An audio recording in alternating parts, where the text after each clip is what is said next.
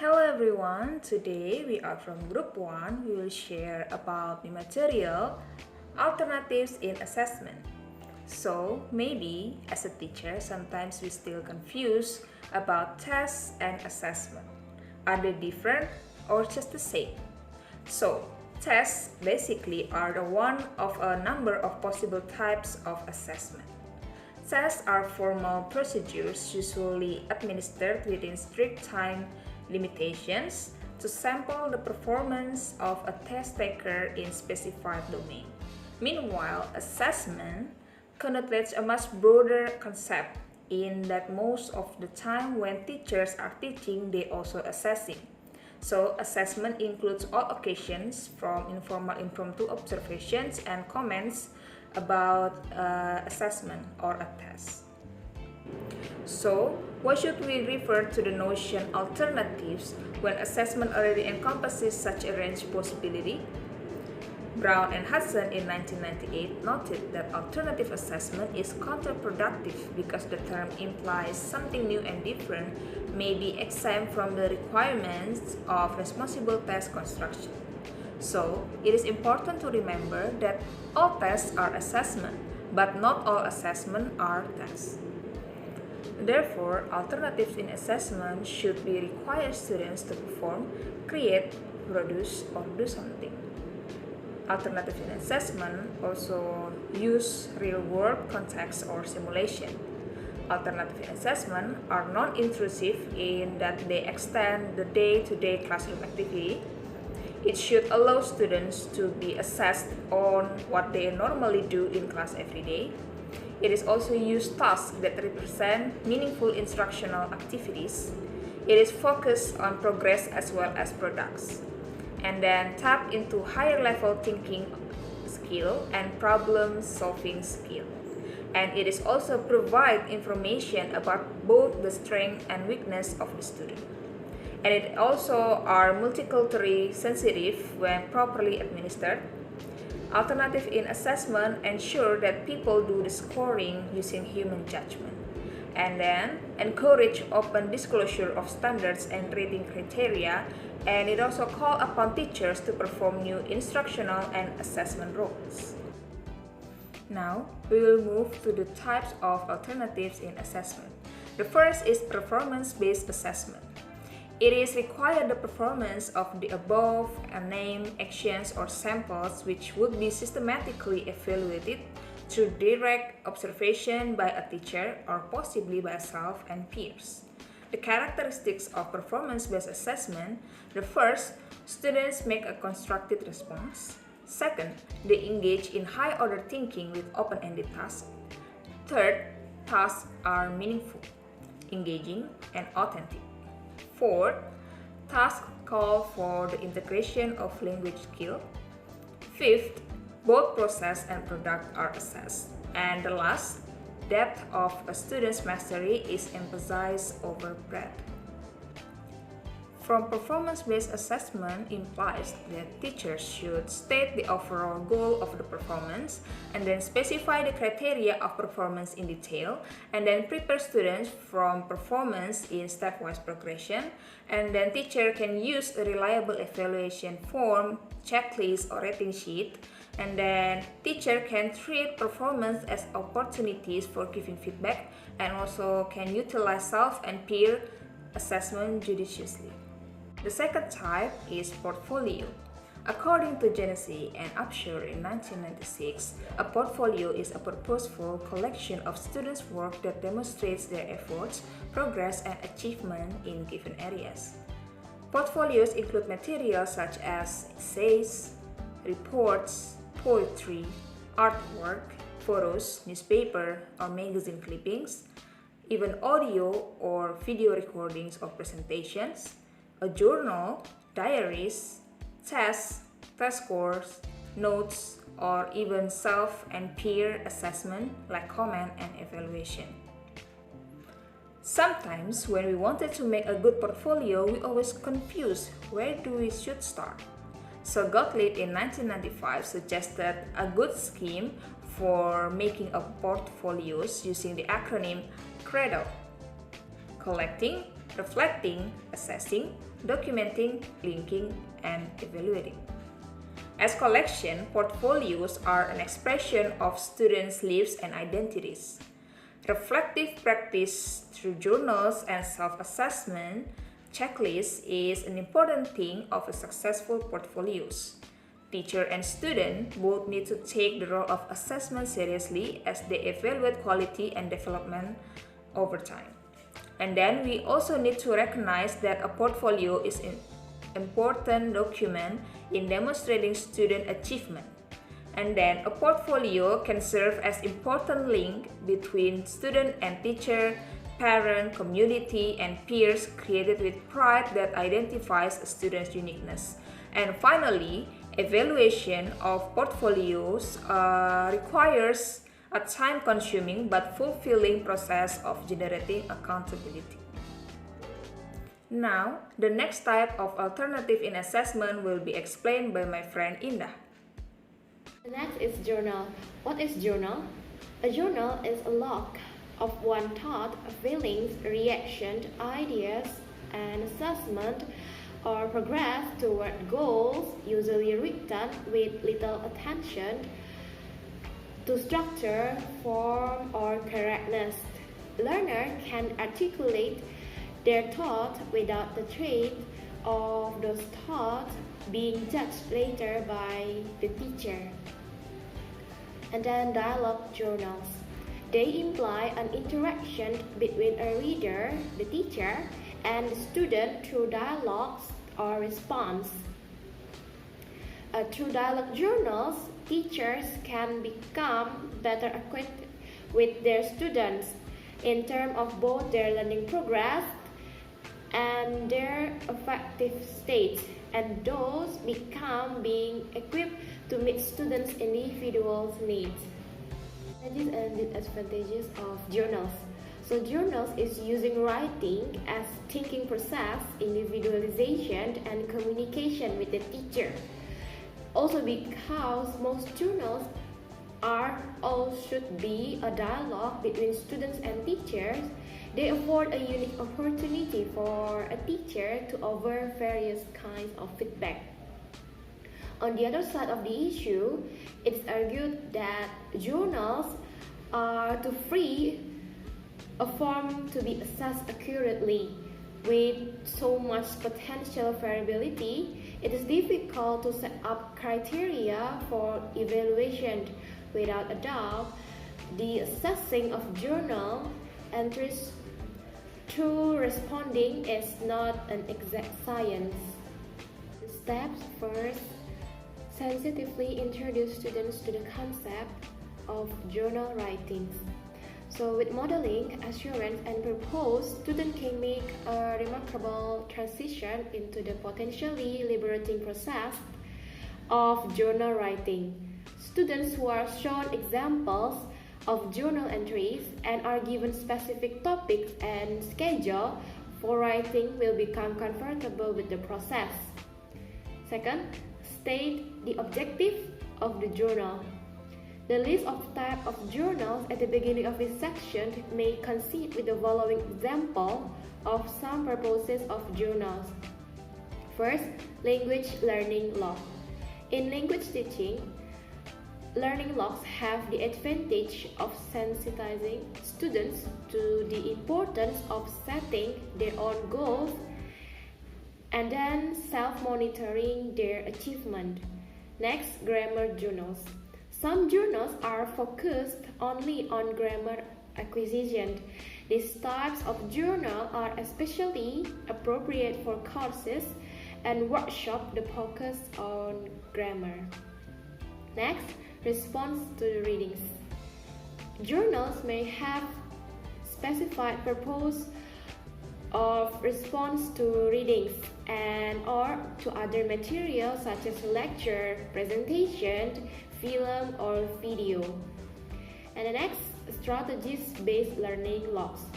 Closely allied to language learning logs are specialized journals that focus only on strategies that learners are seeking to become aware of and to use in their acquisition process. Next, self-assessment reflection. Journal can be a stimulus for self-assessment in more open-ended way than through using checklists or questionnaire. Next, diaries of attitude, feelings, and other affective factors. The affective state learner are important elements of self-understanding. And the last, acculturation loss, focuses exclusively on sometimes difficult and painful process of acculturation in a non-native country. Third step is give guidelines on what kind of topic to include. Once the purpose of type of journal is clear, students will benefit from models or suggestions on what kind of topics to incorporate into their journal. Fourth, carefully specify the criteria for assessing or grading journals. Once you have clarified that journals will not be evaluated for grammatical correctness and grammatical convention, state how they will evaluate. Usually the purpose of the journal will dictate the major assessment criterion. 5.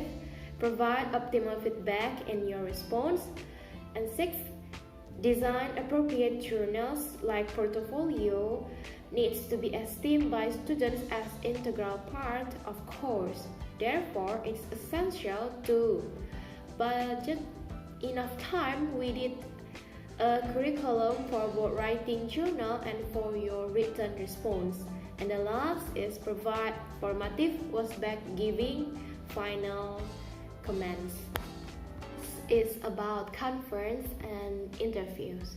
So conference are not limited to draft or written work, including portfolio, journals discussed above.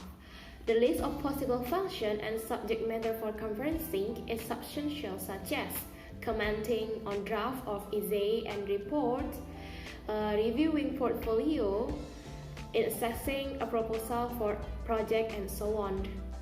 Conference must assume that the teacher plays the role of facilitator and guide, not of an administrator of a formal assessment. In this intrinsically motivating atmosphere, students need to understand that the teacher is an ally who is encouraging self-reflection and improvement, so that the student will be as candid as possible in self-assessing.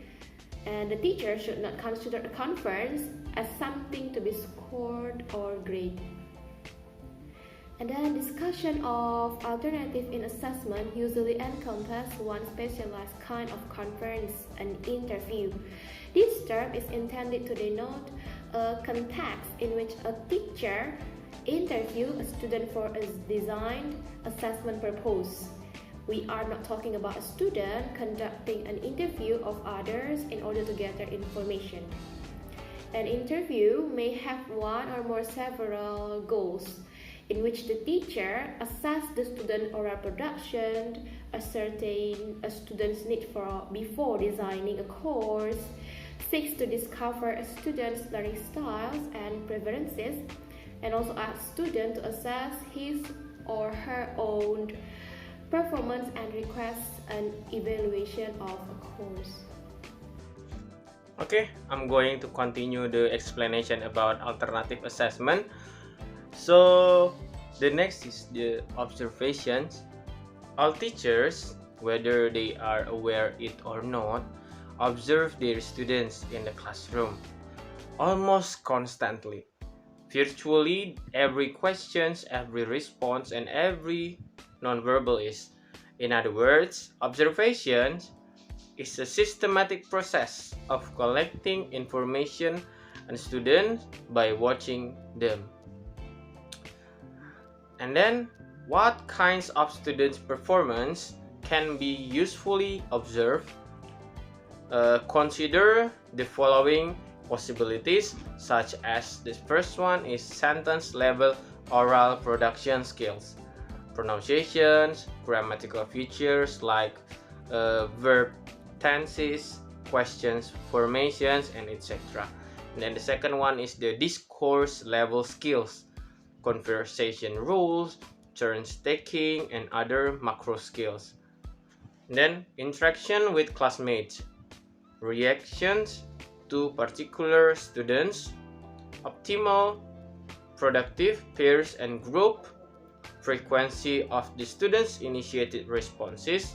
Next is the quality of teacher elicited responses, the length of utterance, and then the students' verbal or non-verbal response to the materials, like the types of activities, teaching styles, and then use of strategic option in comprehension or production, use of communication strategies, avoidance, and etc.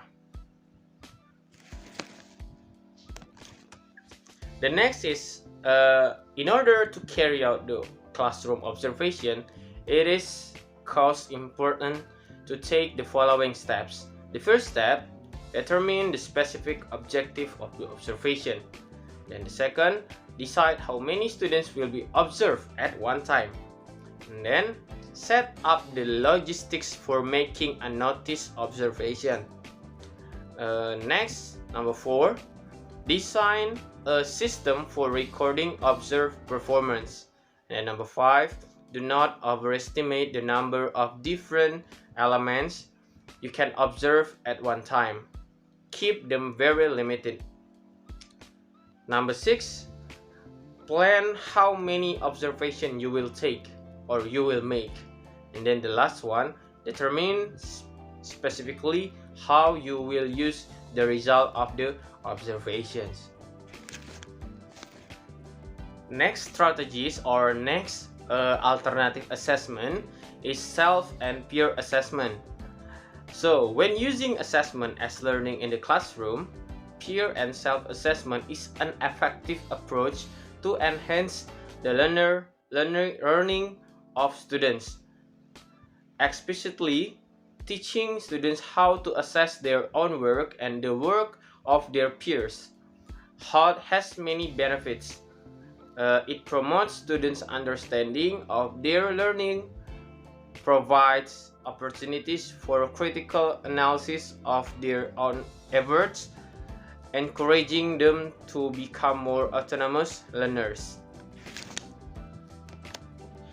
The next is types of self and peer assessment. The first one is direct assessment of performance. Direct self and peer assessment of performance is a type of assessment in which students give evaluation immediately or very soon after the performance. Thus, having made an oral presentation of the students or a peer fills out a checklist that rates performance on a defined scale. So that's the first types of self and peer assessment. The next is the second one, indirect assessment of performance. Indirect assessment of performance is targeted to view general ability, and thus it is done after the students have completed the whole course. The distinction between direct and indirect assessment is the classic performance competence distinction. Self and peer assessment of performance are limited in time and focus to a relatively short performance. Assessments of complete may encompass lessons over several days, a module, or even a whole term of coursework. The objective is to ignore minor or non-repeating performance flaws and thus to evaluate general ability. And then number 3 is metacognitive assessment. Metacognitive assessment is meant for setting goals. Personal goal setting has the advantage of fostering intrinsic motivation and of providing learners with that extra special impetus from having set and accomplished one's own goals. Strategic planning and self-monitoring can take the form of journal and entries, choices from a list of possibilities, questionnaires, or cooperative, oral, peer, or group planning. The four types of self and peer assessment is assessment of socio-affective factors. Socio-affective assessment is for examining affective factor in learning. Such assessment is quite different from looking at and planning linguistic aspects of acquisitions. It requires looking at oneself through a psychological lens and may not differ greatly from self-assessment across number of subject matter areas or for any set of personal skills. When learners resolve to assess and improve motivation to gauge and lower their own anxiety to find mental or emotional obstacles to learning and then plan to overcome these barriers, an all-important socio-affective domain is involved. And then for the last types of self-peer assessment is student self-generated tests. So in the student-generated test is a technique of engaging students in the process of constructing tests. In constructing test items, students are unconsciously made to review the material they have learned, which is exactly the primary purpose of administering the test. True, it is not in line with the traditional view of testing. It is quite productive, intrinsically motivating, and autonomy building processes.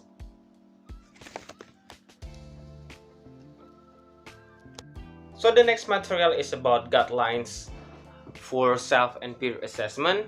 It is based from Brown 2004 proposed guidelines to conduct self and peer assessment as follows. Number 1, tell the students the purpose of the assessment. The students may find it uncomfortable to do self-assessment for the first time. That is why they need to be whole on the concept. It is therefore essential to carefully analyze the need that will be met in offering both self and peer assessment opportunities and then convey this information to the students. So the second one, define the task clearly. Make sure the students know exactly what they are supposed to do. The guidelines or model will be great help in clarifying the procedures. And then number 3, encourage impartial evaluation of performance or ability. One of the great drawbacks of self-assessment is the trait of subjectivity. By showing the students the advantages of honest, objective opinion, we can maximize the washback of self-assessment. Peer assessment also vulnerable to unreliability as the students apply varying standards to their peers. Clear assessment criteria can go a long way toward encouraging the objectivity. Number 4, ensure beneficial washback through the follow-up task. It is not enough to simply toss a self-checklist at the students and then they walk away. We need the systematic follow-up can be accomplished through further self-analysis, journal reflections, written feedback from the teachers, and then conferencing with the teachers, purposeful goal setting by the students, or any combination, as I stated up before. So that's the guidelines for self-peer assessment. And then we will continue to the taxonomy of self and peer assessment task. So as we know, there are four basic skills in English, like listening, speaking, reading, and writing. So we start from the first one is the listening task. In listening task, we can listening to TV or radio broadcast and checking the comprehension with a partner, listening to bilingual version of a broadcast and checking the comprehension, asking when you don't understand something in pair or group work, and then listening to an academic lecture and checking yourself on a quiz of the content, setting goal for the creating and increasing opportunities for listening. So that's those are the tasks for listening skills. And then we go continue to the speaking task.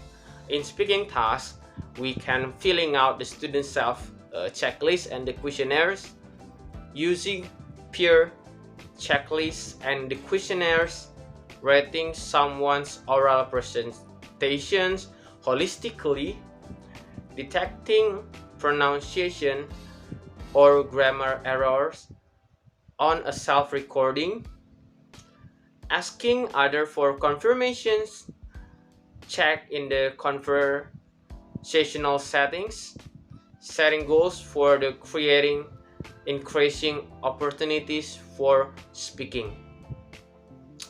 And then we will continue to the reading task.